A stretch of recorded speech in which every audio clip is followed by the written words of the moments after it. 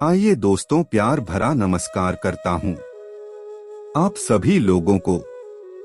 मेरे दोस्तों, आप सभी लोगों का मैं दिल से स्वागत करता हूँ रावेरिया बॉय ज्ञान यूट्यूब चैनल में। चलिए आज की प्रस्तुति शुरू करते। नया साल 2023 का आगाज हो चुका है। नया साल 2023 सभी के लिए नई उम्मीदें, नए सपने, नया लक्ष्य और चुनौतियों से रूबरू होने का साल होगा। नया साल 2023 सभी के जीवन में ढेर सारी उम्मीदें लेकर आने वाला वर्ष होगा। जैसा कि दोस्तों आप सभी लोग जानते होंगे, भारत सरकार के द्वारा बेटियों को लेकर ही योजना चलाई गई थी। बेटी बचाओ बेटी पढ़ाओ की शुरुआत प्रधानमंत्री ने 22 जनवरी 2015 को पानीपत, हरियाणा में की थी। बेटी बचाओ बेटी पढ़ाओ योजना से पूरे जीवन काल में शिशु लिंग अनुपात में कमी को रोकने में मदद मिलती है और महिलाओं के सशक्तिकरण से जुड़े मुद्दों का समाधान होता है।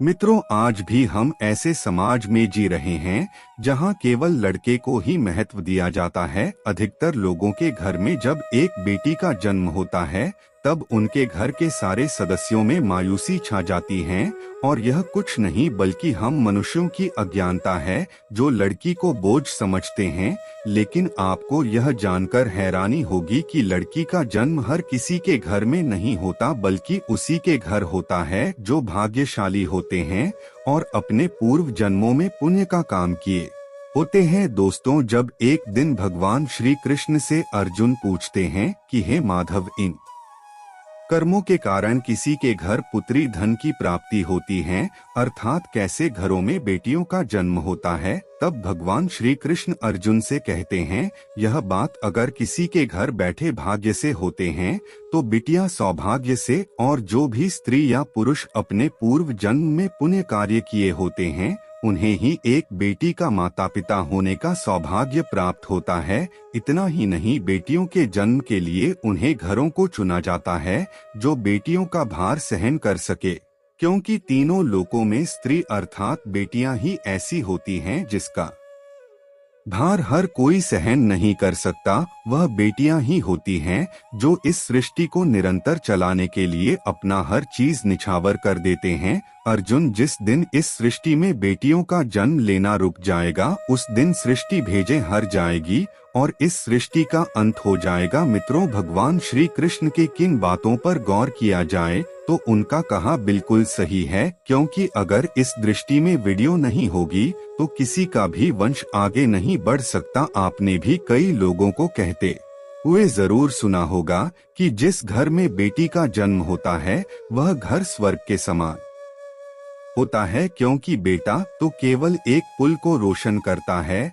लेकिन बेटियां दो कुलों को रोशन करती हैं। माता पिता के घर एक बेटी के रूप में अपना उत्तरदायित्व निभाती हैं तो ससुराल आकर बहू के रूप में अपने पूरे कर्तव्यों का पालन करती हैं। दोस्तों, आजकल आप सुनते ही होंगे कि बेटियां या फिर बहू परिवार में किसी की मृत्यु हो जाने पर उसका पिंड दान नहीं कर सकती, लेकिन यह बिल्कुल भी सही नहीं है, क्योंकि रामायण में बताया गया है कि प्रभु श्री राम के पिता राजा दशरथ की जब मृत्यु हो गई तो माता सीता हर था राजा दशरथ की बहू ने ही उनका पिंडदान किया था, जिससे उन्हें जन्म मरण के चक्र से मुक्ति मिल गई थी। इतना ही नहीं, हिंदू धर्म शास्त्रों में बताया गया है कि बेटियां भी अपने पिता के नाम का पिंडदान कर सकती है। वहीं अगर ससुराल पक्ष में कोई पुत्र नहीं है तो इस स्थिति में पिंडदान कर सकती हैं। इसलिए मित्रों, वह लोग बहुत ज्यादा किस्मत वाले माने जाते हैं जिनके घर एक बेटी का जन्म होता है। वही वह प्रबल किस्मत के होते हैं जिनके घर के एक से ज्यादा बिटियां जन्म लेती हैं। शायद यही कारण कि बेटियों को लक्ष्मी का दर्जा दिया गया है। बहुत से लोगों की सोच होती है कि बेटी है तो बिना समय गवाएं और पढ़ाई में पैसे खर्च किए बिना जल्द से जल्द शादी कर दो, लेकिन यह छोटी सी सोच बेटी के भविष्य को बर्बाद कर देती है। जरा सोच कर देखिए, एक बच्चे के मन में कितने सपने होते हैं, उसे जीवन में कुछ करना है, लेकिन यह सब ने केवल सपने में ही तब्दील हो जाती हैं। इसलिए अपने बेटियों को सपने पूरे करने देने चाहिए, उन्हें जीवन में हर वह खुशी दे जो उन्हें मिलनी चाहिए। एक बेटे से ज्यादा बेटी हमेशा अपने माता पिता के लिए सोचती हैं, माता पिता को प्यार और अपनापन के बल पर ही दिखा सकती है। बेटी के जन्म को एक जश्न की तरह मारना चाहिए। माता पिता को बेटी को हमेशा एहसास दिलाना चाहिए कि वह कितनी खास है। मित्रों, कभी भी बेटी माँ बाप पर बोझ नहीं होती, वह सिर्फ अपनी और अपने परिवार की किस्मत बनाने के लिए जन्म लेती हैं। एक कथा के अनुसार लंबे समय के बाद एक दूसरे से मिले एक दोस्त ने दूसरे से उसका हाल पूछा तो जवाब में उसने कहा कि मेरे हाल तो एकदम मस्त हैं, और हो भी क्यों ना मेरे दो बेटे जो है। कभी वह अपने दोस्त से पूछता है कि तेरे घर में कितने बच्चे हैं। दोस्त मुस्कुराते हुए खुशी से बताता है कि मेरे घर में दो दो बेटियां हैं। उसका दोस्त भगवान का शुक्रिया अदा करते हुए कहता है, मैं जैन हूँ, मेरे घर पर क्यों नहीं है। यह बातें सुनकर दूसरे दोस्त की आंखों में आंसू आ गया। तभी उसकी बेटी पिता के मित्र से कहती हैं कि अंकल, भगवान हमेशा भाग्यवान को ही बेटी देते हैं, कभी गरीब को बेटी के रूप में लक्ष्मी नहीं देते। मित्रों, भगवान केवल उसी को पुत्री का सुख देते हैं जिसके अंदर पालने की समग्रता होती है, जो गरीब होकर भी बेटी को पाल सकता